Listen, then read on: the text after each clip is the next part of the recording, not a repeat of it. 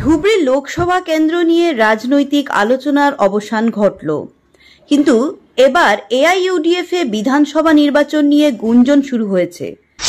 আজমল যদি 2026 সালের বীরসিং জারুয়ার বিধানসভা নির্বাচনে প্রতিদ্বন্দ্বিতা করেন, তবে দলে থাকা রথী মহারথীদের ভবিষ্যৎ কি হবে? হ্যাঁ, আপনি যা শুনেছেন, ধুবড়ীতে এই মুহূর্তে সেটাই আলোচনা চলছে। সম্প্রতি দেশে অনুষ্ঠিত লোকসভা নির্বাচনে ধুবড়ী আসন থেকে এআইইউডিএফ সুপ্রিম মৌলানা বদরুদ্দিন আজমলের পরাজয়ের পরে ধুবড়ীতে আসন্ন 2026 সালের বিধানসভা নির্বাচন নিয়ে অনেক কথা চর্চা হয়েছে। সর্বশেষ চর্চা অনুসারে রাজনৈতিক মহলে গুঞ্জন উঠেছে যে এআইইউডিএফ সুপ্রিম মৌলানা বদরুদ্দিন আজমল ধুবড়ী জেলার বীরসিং জারুয়া বিধানসভা আসন থেকে 2026 সালের নির্বাচনে প্রতিদ্বন্দ্বিতা করবেন।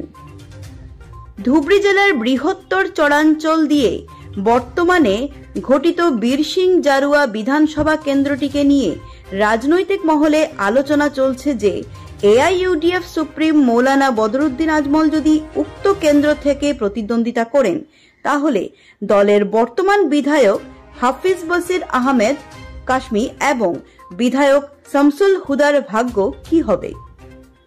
এদিকে আজমল যদি সত্যি 2026 সালের বিধানসভা কেন্দ্র থেকে প্রতিদ্বন্দ্বিতা করেন, তবে আশা করা হচ্ছে যে এই আসনে কংগ্রেস দলের প্রার্থী ও প্রাক্তন মন্ত্রী ওয়াজেদ আলী চৌধুরী এবং প্রাক্তন বিধায়ক আলী আকবর মিয়ার সামনে আসবে চ্যালেঞ্জটি। নবগঠিত বীরসিং জারুয়া বিধানসভা কেন্দ্রটি পশ্চিম পূর্ব বিলাসীপাড়া জলেশ্বর আসন থেকে কিছু অংশ এবং দক্ষিণ সালামারা বিধানসভা কেন্দ্রের বেশিরভাগ অঞ্চল অন্তর্ভুক্ত হয়ে বীরসিং জারুয়া বিধানসভা কেন্দ্র গঠন করা হয়েছে। তারই পরিপ্রেক্ষিতে এই কেন্দ্র নিয়ে কংগ্রেসে এবং এআইইউডিএফ প্রার্থীর মধ্যে ব্যাপক কল্পনা শুরু হয়েছে। তবে আজমল সত্যি কি এই কেন্দ্র থেকে প্রতিদ্বন্দ্বিতা করছেন, নাকি অন্য কাউকে ছেড়ে দিচ্ছেন, তা নিশ্চয়ই সময় বলবে। বিলাসীপাড়া থেকে বেলাল হোসেনের প্রতিবেদন, প্রতিধ্বনি